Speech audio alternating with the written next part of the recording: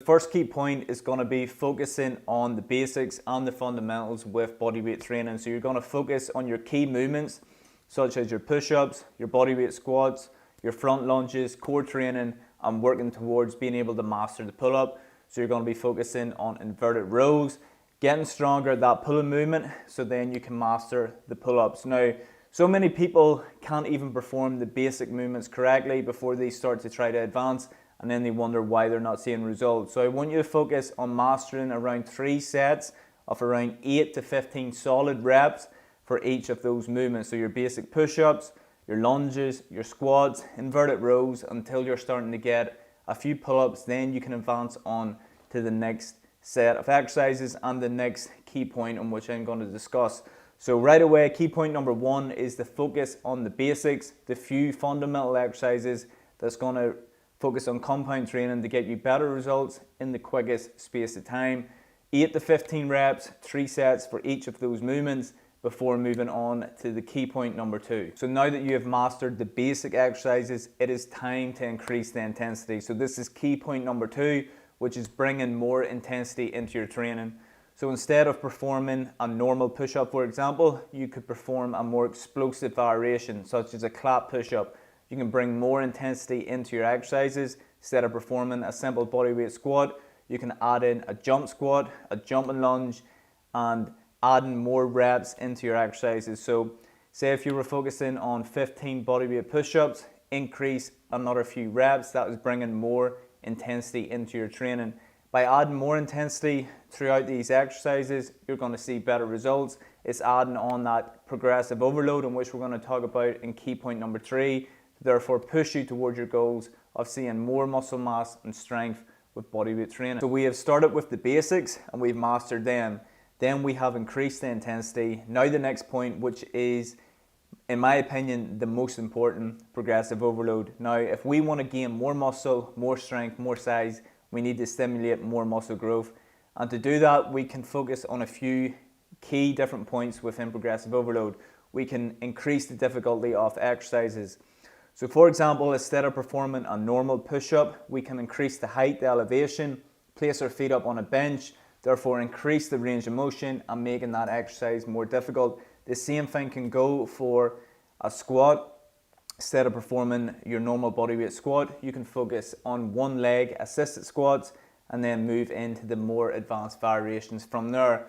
Also, we can add on more reps to our exercises.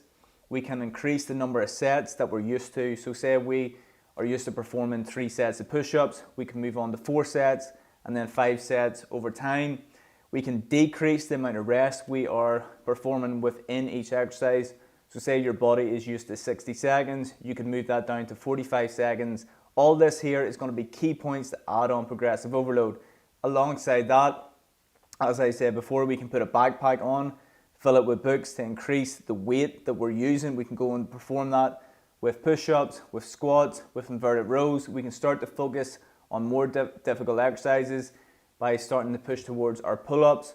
All these key points is going to help us add progressive overload into our training, stimulate new muscle growth, and therefore push you towards your goals of getting leaner, bigger, and stronger with bodyweight training. So we're moving away here from the training on point number 4, and this is where so many people mess up, and it is not focusing on proper nutrition. The majority of people's nutrition is all over the place, and for us to build more muscle, more strength, and most importantly see progression, we need to make sure that we are fueling our bodies in the right way, because once we do so, that will support more muscle growth and really help with progression. So we need to ensure that we are consuming enough protein, carbs, and healthy fats to fuel our workouts and to stimulate new muscle growth. And I will certainly be covering more nutritional videos here within the channel, so make sure you stay tuned for that.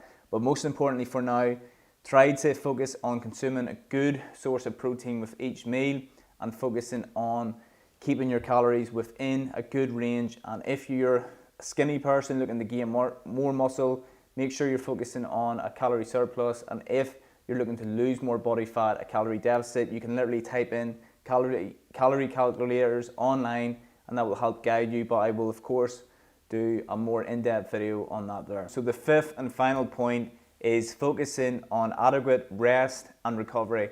Now, whenever someone goes and focuses on a new fitness journey or a new goal, they go all out within the first 1 to 2 weeks and then they burn themselves out. And this is where I don't want you to go wrong. We need to focus on good rest and recovery, as it is essential for muscle growth. So we need to ensure that we're getting enough sleep. Anywhere between 7 to 9 hours is which I recommend. And also make sure that you're taking rest days, 1 to 2 rest days a week, especially if you are training intensely and focusing on progressive overload, because you need to allow your muscles to recover. And we need to start focusing on not overtraining our body, which can lead to burnout and therefore can decrease your motivation within your fitness goals and just enable you to give up.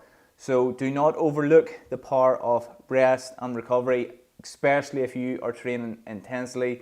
Anywhere between 4 to 5 solid training sessions a week is going to be enough for you to see progress, as long as you're focusing on those 4 key points at the beginning, and then utilizing this last point, which is rest and recovery, taking 1 solid rest day at least.